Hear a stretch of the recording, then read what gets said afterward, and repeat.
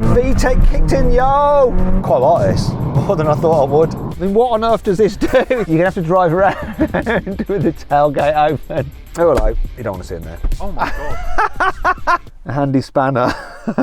The Honda Prelude is back after 25 years. This is the 6th generation car and I've just been delivered it, and you're going to join me as I walk around it, test it out and examine it and drive it for the very first time. You will get my honest initial impressions of this car. It's all right. Let's do a sound check. So what we're going to do is compare it to a 5th generation model. I'll be deploying my 25 years as a motoring journalist to really give you the insight that you need. It's as if the car was really fat and then he went on a diet. I'm Matt Watson and you're watching Carwow. This is my first proper chance to look at the new Prelude. Didn't like it in pictures. It's a bit of an odd one, this. I'm not fully decided. To the front, I think there's a bit too much going on and it almost looks like they're trying to do a Toyota look, but not really pulling it off. The side, once again, I find this car is better the closer you are to it. So when I'm looking at it from here, I quite like it, and I quite like the coupe roof, and I quite like the rear when you're close to it. But as I move further away, the whole proportions just look a little bit awkward, and that front from further away, it's even more like goofy. It's almost like, you know, the alien's mouth, you know, when it's got that mouth within a mouth. It's like that's sort of going on. So it's not a definite win. This is not a car that I'm really thinking, oh, that looks great, I want to own that. I don't really like black wheels on cars, but it works on this one with the other like bits of black on it, and I like the blue Brembo brakes. I am liking these side skirts here, the way they protrude. That shape's pretty cool, and these vents, which are actually filled with road debris, are real, which is a good thing. We don't like fake vents. Obviously we've got the classic poppy outy door handles. Now I've got the key in my pocket. It should, I just have to press them like that. You know, look good, but just a little bit awkward to use. Not as bad as a Tesla, because there's actually like a little thing for you to grab underneath like that, so you're not like shaking the hand of it. You can actually grab it like that. And now it's just locking itself. Of course it is. Okay, let's go. You don't get those handles on a normal Civic, which is what this car is actually based on. But that's because the Prelude has a completely different coupe body. Every panel is different. But how well has it all been screwed together? Well, the fit and finish is pretty good. And so are the shut lines. In fact, in some places, like the edge of the bonnet, it's better than my Porsche 911 ST. But having said that, it's definitely not perfect. It's quite a big gap here, that's the only thing. And one thing I've noticed, so this has been parked under a tree, and you can see in the gaps, look, that could be problematic, getting filled with like kind of organic debris. You'd be hooking stuff out of there. But overall, in terms of the quality, it seems pretty good. But this is the proper test. The door. It's not bad actually, especially for a Japanese car. They normally have slightly lighter metal. My GR Yaris is like... So build quality I'm impressed with on the outside. Looks, not convinced. Let's see what it's like on the inside. First off, I like the design of these seats. They do look cool. Let's see if they're comfy though. That is actually more important than what they look like. Oh, I was expecting electrical adjustment, but no. It doesn't really bother me too much, because I do like Japanese cars where they don't have a ratchet system. You have like just a release, so you can get the backrest exactly where you want it. But sitting in this, I like the driving position. I feel quite low, and there's plenty of adjustment, though if you go too high, then you start to look at the roof lining. Jack, yep. I need you to jump in here, mate, because this could be a problem. Jack's a bit taller than me. What are you, 6'2"? Yeah, 6'2", 6'1", something like that. Go on, jump in. Now, I am all torso, so your torso's probably not much. That ain't... I mean, my hair is touching. But that's something, if you're a tall person, you might find it a little bit cramped in here. That isn't a problem in the normal Civic, because you don't have such a sloping roof line. This isn't a great design. It's ergonomically not good. What is a good design is this though. Let's turn it on so you can see. Physical controls for the climate. That is good. And they feel nice. I like the inside. It looks good. Thing is, does it feel good? We need to do a quality test. I'm going to start off with the feel of the materials. I'm going to actually take my glasses off for this, because otherwise I can't see close up. So like, dash is squidgy. A little bit of wobble when I hit it. Look, I can see that wobbling. But you're not going to be smacking the dash, are you? It feels solid enough. Let me just do a little wobble test. So that's a bit flexy. Now, things do get a bit scratchy. I can tell already, look, like down here. And it's that sort of horrible, textured, scratchy plastic that they often use in Peugeots. The door handles feel fine, though. I'm going to look at the stitching now, and I can already tell that it is super straight. My OCD is not being triggered at all. Oh, wait a minute. It is being triggered. Oh, my goodness. And this is a problem that I mentioned so many times. The manufacturer shouldn't do it. This black plastic trim looks great for the first day. Can you see already? Hands go on here. Hands probably, some people might have rings. Can you see the scratches? This will scratch as well. Now, I've already tested those. Those feel nice, but I've arrived in a BMW M5, right? It's cost over 100 grand. That feels nicer. The paddles feel nicer than in the M5. That feels better damp than in the M5. Let's feel this stuff. Do you know what I like? A proper old-fashioned air vent. No doing it through a screen. I can quickly just point the air exactly where I want it and turn it off and on. But I found one area that Honda has overlooked, and it's down here on the seats because the bolsters are already getting wrinkled and creased. This is a brand new car, so that's not a good sign. Do you know what it is with this seat? It's almost like they haven't pulled the leather tight enough on it. Look, if you come in here, can you see? It's like sort of, that is gonna like pucker up over time, that is. It's not great. Look, it's all just a little bit loose. It's as if the car was really fat and then it went on a diet, and while it lost the weight, it's still been left with the skin. But Honda isn't alone in this, because I found the same problem in this brand new Audi S5. It's not as bad as the Honda, but look at that. Can you see that? And here already it's like starting to get a little bit puckered and creased. And I've noticed this, look, the stitching here. That's obviously from jeans. Jeans with like studs in the back. This is Jack's car. Jack, how many miles have you done in this? I don't know, maybe 1,000? That is all in jeans. All in jeans. Maybe this isn't a Honda problem. It might just be a new car problem. So let's rewind a few decades and investigate the sort of build quality you got from a Honda back in the 1990s. This is Craig. So Craig owns the Prelude. Thanks for bringing it down, really appreciate it. Looks lovely. That's not an original colour. Nah. You worked on the car a little bit. Yeah, I've had it for about 5 years. Bought it during lockdown. Just sort of a little restoration. It was a completely different colour then. What colour was it? Like they're normally like red or... It was red originally. Yeah, red. If we opened the bonnet, you'd probably see Okay, it. we'll look into the bonnet later on. What do you pay for it then? Probably about 6 or 7 grand.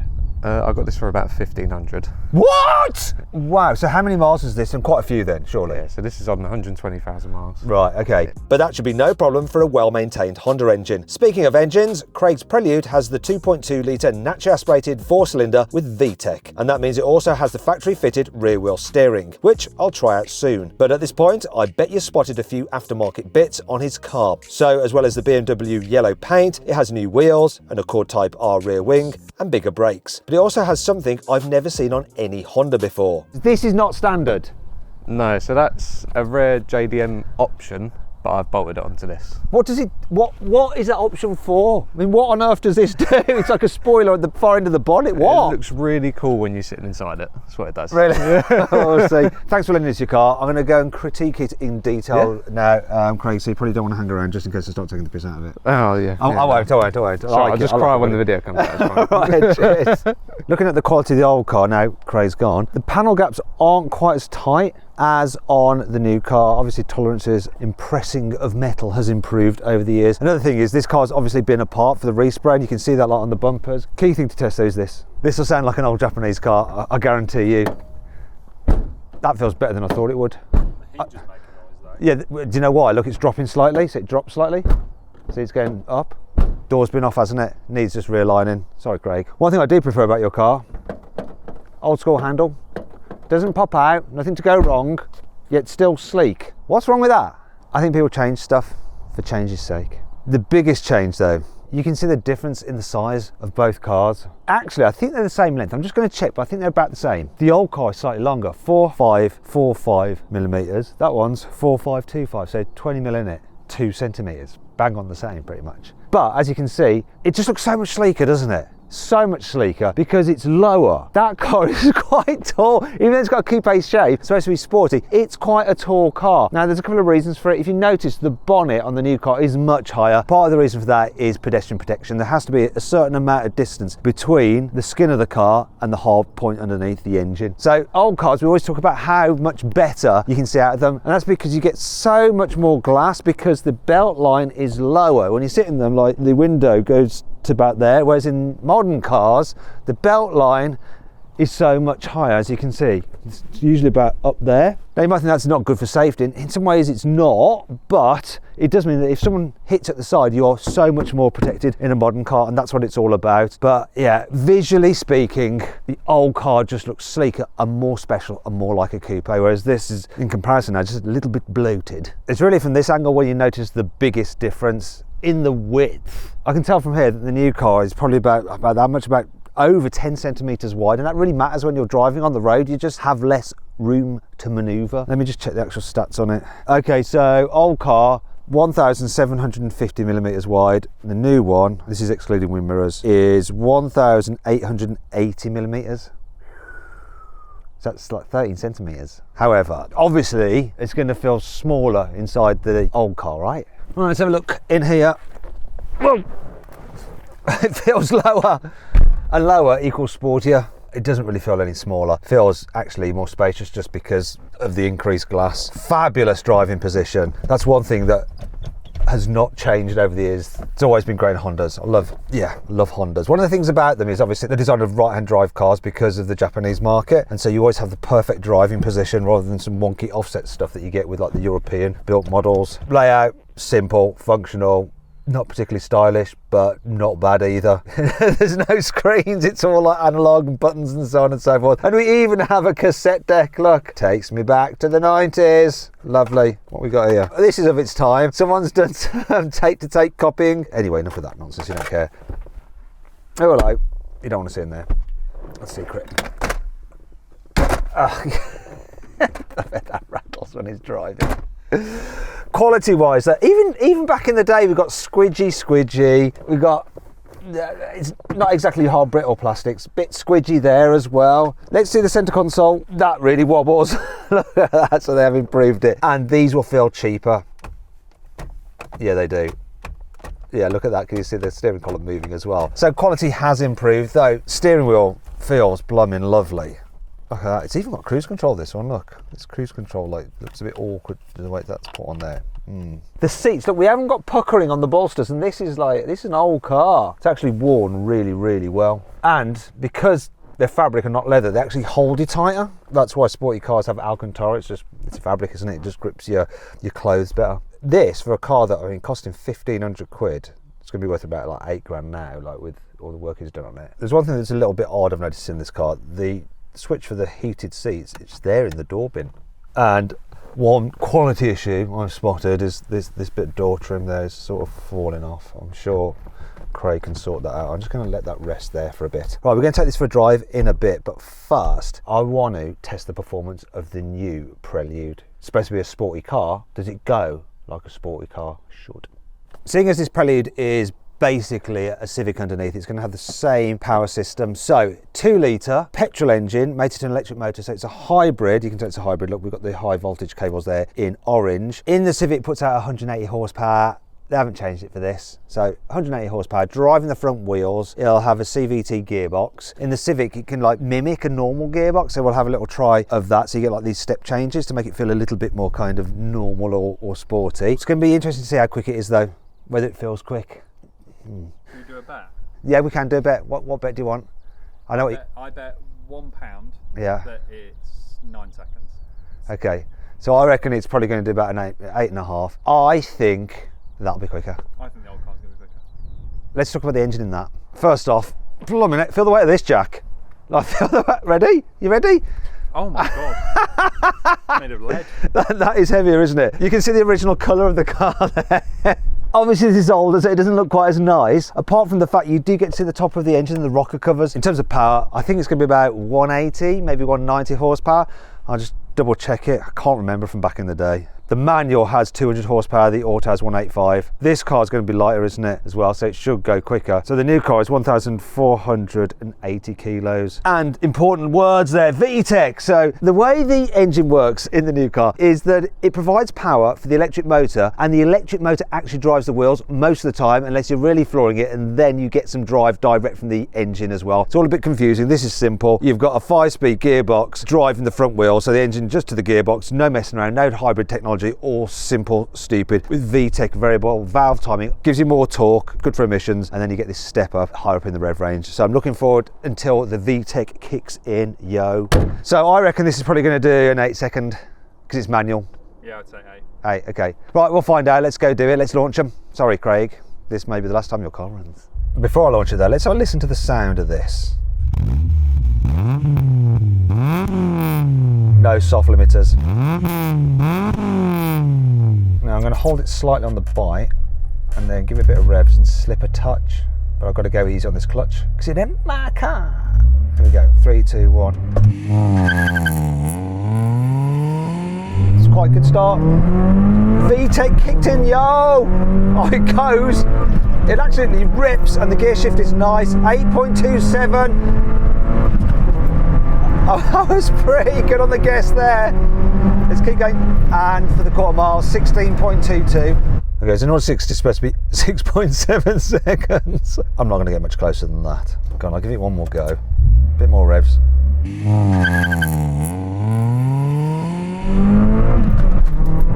That was a faster gear change. 7.96.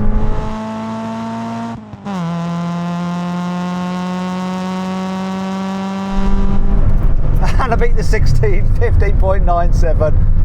Craig, I won't do it again, mate. I'm done. I'll take that. It's gonna be interesting to see how the new car compares. So I've got it in Sport Plus for the gear shift. It's fake gear shift, it's got a CVT.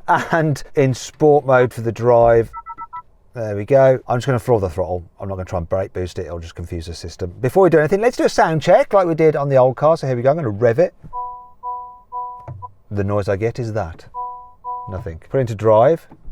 Can't start up engine. Right, that's first failure. Right, it's just going to pull away on electric power, isn't it? It'll be what it'll be. So I'm reckoning about 8 seconds, just over 8, and 16.5 seconds for the standing quarter mile. In fact, I'm not going to go for 17 seconds from the standing quarter mile. I think it's going to slow down as it speeds up, if that makes sense. Anyway, let's do it. It sounds like the old car, but that noise is fake. What?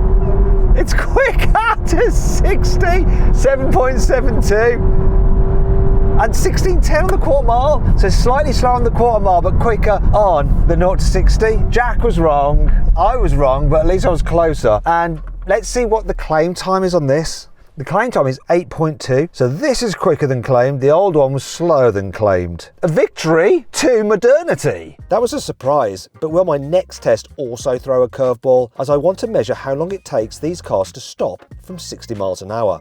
This should stop quicker, even though it's heavier. It's going to have better brakes and bigger tyres. So average modern car is about 35 metres to stop from 60. I reckon this will do a bit better. I think it's going to do a 33 metres. Let's bring it in 3, 2, 1, brake.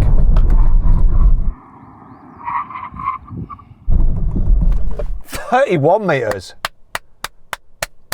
I bet the old car can't get anywhere near that. Let's give it a go though. Here we go then, brake test from 60 in the old Prelude. What's it going to do? 3, 2, 1, here we go. Got into ABS quite quickly then, but what's the distance on this one? 39 meters. It just ABS straight away. Oh well. That's progress for you, isn't it, for sure? That's definitely one of the benefits of a new car, though, and the disadvantage is the price. So how much does that new Prelude cost? I feel that a car like this should cost around £35,000. That's what I feel it should be, but I know the prices have become absurdly inflated. Its base price for the grade and engine is £39,595, but then because the colour and trim, it's an extra £700, and then the on-the-road price, which is the real price, is £42,740. So all in all, quite an expensive car. The old one seems like a bit of a bargain, doesn't it? But there's always a risk with buying an old used car. Now, whenever you're buying a used car, you should always do a history check on it, and I use Car Vertical. And what I'm going to do, I haven't told Craig I'm doing this, is run a Car Vertical history check on his car. So I'm just going to whack the registration in and wait for the report to come back. Right away, it's not great news, Craig. So it's got a score of 56 out of 100. Why has it been marked down? So mileage, attention, let's go straight to that. So about 2019, it was like off the road for a year. Other than that, no issues relating to outstanding finance, no issues with damage, no theft or natural disaster exposure. So actually, I think it's okay. So always make sure you do a Car Vertical history check when you're buying a used car, and use the code CARWOW for 20% off. If you click on the pop-out banner or scan the QR code or follow the link in the description, you can actually go and use Car Vertical right now, check the history of your car and get that discount automatically applied. Now I need to assess this car's practicality. Being based on the normal Civic, that is a really practical car. Obviously it's going to be less practical because of the sloping roofline. I'm not holding out too much hope because I've already seen back there. It looks tight. First of all, getting in, oh actually, let me do it the correct way. So that's annoying. First of all, I want that to slide forward automatically. I'm having to do it with that. This looks really tight, by the way. This seat is in my driving position, so this is almost 911 bad. This is really bad. Like, my head is like, look, this is not good. This is not good at all. Bad Honda. Yeah, there's ISOFIX there. I'm gonna try and fit a child seat in a bit, but I think it's gonna be blooming hard to get a child seat through this gap, but not good. Look, these seats do fold. Right, let's check out the boot. This is bad. I've got to get out. Actually, do you know what, before then, because I've got just a muddy little bit of knee room there, just a little bit. Let's see what happens when a taller person sits in. Go on, Jack. No, don't go crazy, just try and get comfortable, but do it slowly, otherwise I won't be able to drive this car. Go on. Go on. That's probably fine for me. Look, but my feet are trapped. I'm not getting out of there in a hurry. Anyway, let's check out the boot, because hopefully it can't be any less practical than this. That does give me an idea. I think I can make you more comfortable. One sec. Yeah, that is definitely a lot better. So if you want to make your passengers in the back of your Prelude feel more comfortable, you're going to have to drive around with the tailgate open. Now, I'm guessing the boot is going to be a lot less practical than in the Civic. It's brilliant in the Civic. This is what it looks like. Yeah, look. So obviously a huge lip to lift stuff over. I do like the low cover. That's a good solution. I wonder if you can fold it like you can a reflector, a filming reflector. You're probably not supposed to do this, but the good thing is when you're loading stuff in the boot, you can just put stuff on it without damaging it, but you're not going to load much really. In fact, you may as well leave it in, because there's no depth to this boot. I reckon literage 320, no more than that. Let me just have a quick look. Actually, it's only 264 litres. I was doing it a favour. It's quite easy to fold the rear seats down, because you can just lean in like this. But this is not practical really. Do you know what, actually it's a two-seater in this car. This is how you're going to drive it.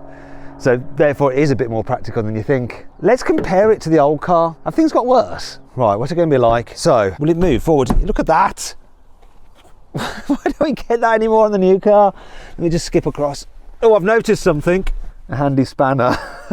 So, actually, do you know what? This is worse. Not worse for headroom, but worse for knee room and foot space. Jack, go on, this is going to be awful. You have to do it slowly, because otherwise I will break. Have you signed the waiver? Yes, it's all fine. Go on then. Slowly. No, you can't go further. You're not far enough back, are you? No, that's actually okay for me. Is it? It's not good for me. Look, it's like, I can't, no. This is worse in the back seats. What about the boot? Just noticed something. So there's a little seat release here. So it's not like releases on the back of the seat. So turn, unlock. So you can fold down the rear seat if you want to carry longer items. And lock it again. I don't want to turn that too much because I might break it. Okay, let's check out the actual boot.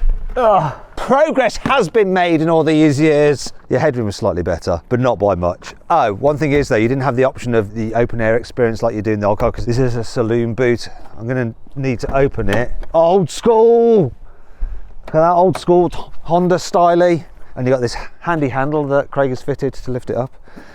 So the boot it's wider, so you can fit golf clubs in it. Doesn't go as far back. And I think it's bigger, probably in terms of volume. It's going to be about, I don't know, 300. This is probably 320 after all. Let's have a look. What is it? Okay, so it's only 284 litres, so I'm overestimating again. The new car, I'm going to have to say, is more practical. And some of that space is taken up with the maintenance area. Yeah, that's right. Look at this. As Jack said, we've got the essentials you have to take with you. Do you reckon this car has a bit of an oil habit? Now, these old cars are generally pretty practical. Let's just see how practical they are. So, you've got storage in there, which you still can't see in. Cup holders there, and I like this feature look. So, if you've got a thin bottle like that, things are going to wobble about. While this moves, you can actually do that, and it then locks it in place, and it has a little holder. That's quite a clever solution, that is. Oh, old tech. The obligatory ashtray, which is filled with, I don't know what that is. I've already seen the glove box, decent size, obviously not damped. And one problem though with older cars is the door bins are always a little bit slim, so there's no way you're going to fit a big bottle in. Have things improved by 2026? So look at this.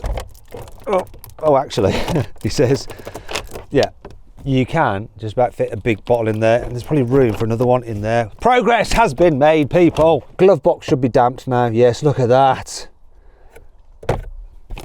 Although It doesn't look quite as big, does it? It's not as big. Centre console is as big, and so you've got grippers in there, slightly different design, but does the same thing. Actually, that's a bit more wobbly than in the old car. And we have storage tray, and you've got charging there for your mobile phone. Speaking of which, let's check out the tech on this car. So my previous experience with Honda Infotainment systems is that they're pretty poor and basic, and it's no exception here, look. So quite old-fashioned looking, but not too difficult to navigate through because you've got these big tiles for your different settings and stuff. You've got physical buttons for home, back, and volume control, and previous and next track. Right, let's go back to home. Navigation. You're probably not going to use this inbuilt system because look how laggy and old-fashioned it actually appears. In fact, you're not going to use any of this at all, I wouldn't say. You're going to connect to your phone. So connect to your phone by brilliant. What? Brand new car, no wireless, Android Auto. And Lewis, you give me the shortest cable ever.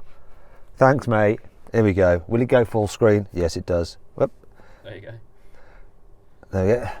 That was my details. Editor, cut that out. So that's what you're going to run, but unfortunately you have to do it wired. Let's have a look at the digital driver's display. That is reasonably clear. It's got enough information on it. And oh, look at that. The economy is currently averaging 41 mpg, which is pretty decent in this particular round, or you can have different things like your radio, your phone, and customize the whole display.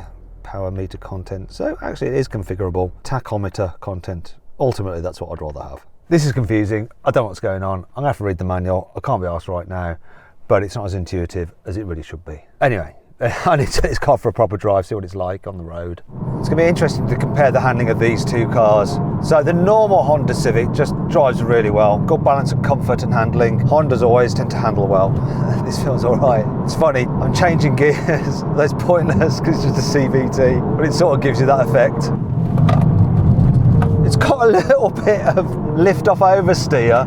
I mean, it starts to push wide if you go too aggressive into a corner, but then when you lift off, it starts to rotate round on you, which is good. The suspension feels a little bit floppy, so it pogos a bit, but it feels quite responsive. It does have a sporty edge to it, and it feels quite nice, predictable, and a little bit fun to drive. It's all right. I actually thought it'd be softer and crapper, but I should have known better. It's a Honda. They always just get a good balance. Having said that though, it doesn't feel as sporty or as engaging as a Toyota GR86. If you want to see my full in-depth video review of that, click on the pop-out banner, scan the QR code, follow the link in the description. You can get one of those used with hardly any miles on it for similar money to one of these. And if you're after a sporty experience, that's what I'll be after. Whee! The stability control is all over this though. Well, let's turn it off a bit. There we go. No, it's not off at all. That's a shame because it feels quite lively. Honda always do this. It actually feels like there's some goodness underneath and I'm just not being allowed to access it. Look, it does. It wants to play. Doing my head in. You seem to have sorted a car out and then the electronics just ruining it. Look at my lips, you're ruining it. Either way, quite like this. More than I thought I would. But how does it compare to the old one? I bet its electronics aren't as nannying. Okay, here we go. Old Prelude. Well, it's nice to have a proper gear shift, and it's a fairly nice gear shift. Not as good as one in an S2000, and just hill and towing on the downshifts. Oh. Right, I can tell these are aftermarket coilovers, and it doesn't have the ride comforts of the new car. One thing I do like though, hydraulic powered steering.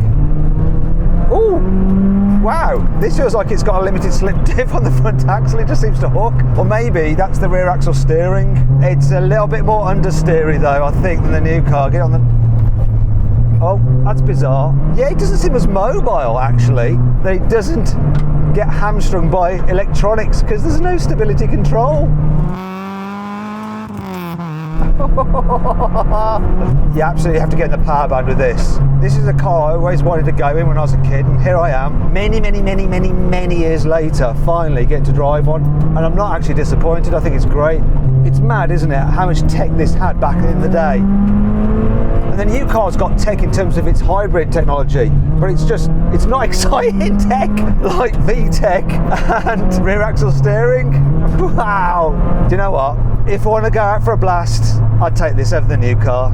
If I want to go longer distances, definitely the new car, but which one would I want to drive again? It's a no-brainer, it's this.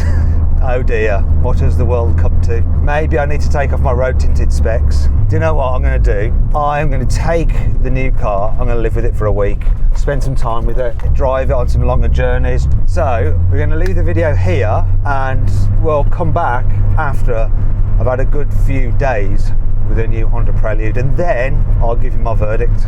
After living with the car for a week, it's really grown on me. So I now like the way it looks. I also really like the way it drives. I mean, I was impressed with the drive on the initial first go in it, but since then I've actually looked into the specs and the details. I actually wanted to test it cold because sometimes when you read a car's specs, you prejudge it, and I didn't want to do that. And that's the whole idea behind this new style of review. You'll see if I spot things or don't, or whether they actually work or not. So the reason this car handles so well is because it's had a lot done to the chassis. Because I was thinking, well, I'm sure this is more fun than I remember a normal Civic being. Well, the reason for that is that it's got a slightly shorter wheelbase, which makes it more agile and more likely to turn in quicker. Also, it has a wider front track, once again, more front end grip.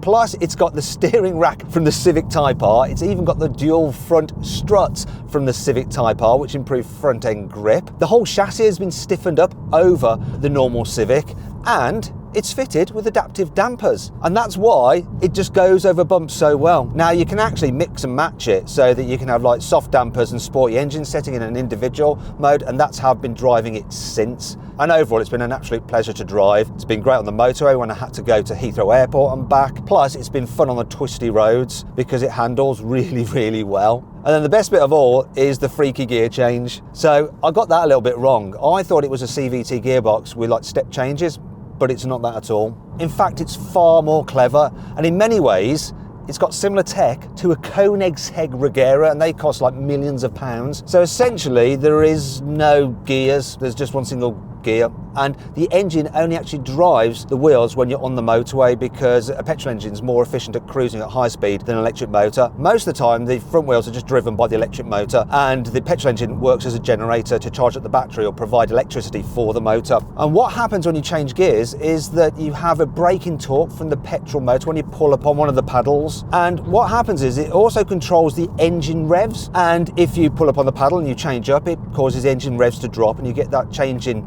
revs and sound. When you pull the left paddle to change down, what happens is that it causes the engine to blip up and rev higher, like you're in a lower gear.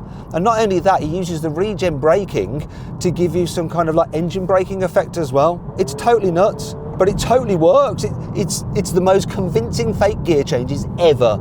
It's a bit like Reiki. I mean, it's essentially a placebo, but it still makes you feel better. There is one thing though, the fact when you're changing gears, because you're having that torque interruption, the car isn't as quick as when you just use it normally. So now I'm going to do another 0 to 60 test and see what it can really do. Right, I'm going to launch the car and I'm going to change gears myself. Let's see how well it does. 3, 2, 1, go.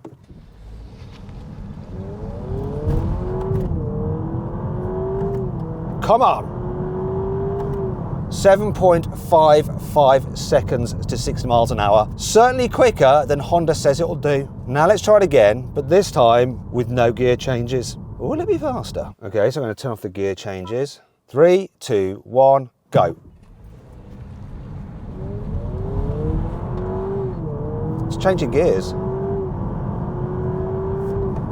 7.39, but he was actually changing gears. I don't understand at all. That makes no sense to me. So I got on the phone to Honda to find out what was going on. They told me that the hybrid system does simulate gear changes in automatic mode, but the torque dip from the electric motor is slightly smaller than in manual mode. So this is why the car went slightly quicker when I let it change gear itself. And this wasn't the only thing I discovered during my time with the new Prelude, because here's some things that really annoyed me about it.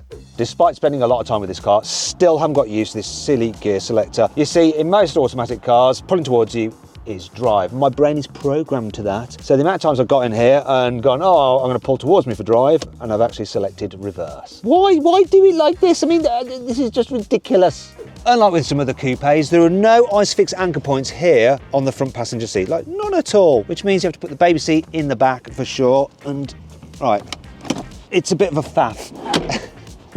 Right, so you pull this out to reveal the anchor points. So they seem quite easy to get to, but trying to get the child seat in through this gap,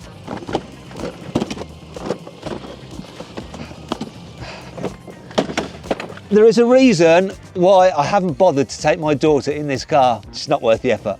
While visibility at the front, side and back is good, rear 3/4 over your shoulder when you're pulling out a junction is terrible. Look at this.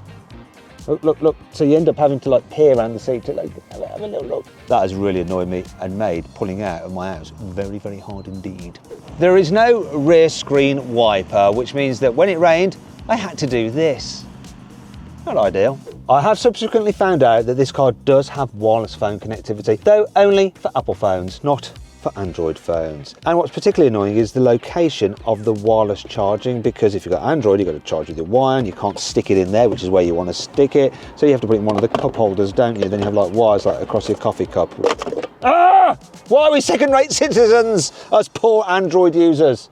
So then what's my final verdict on the new Honda Prelude? Well, I didn't think I'd like it, and I was totally wrong. I actually really, really like it. I think this is a good car, and the chassis is so good, it could actually do with more power. It's just a shame that so few people will actually end up buying one. Anyway, thanks for watching, and I'll see you next time.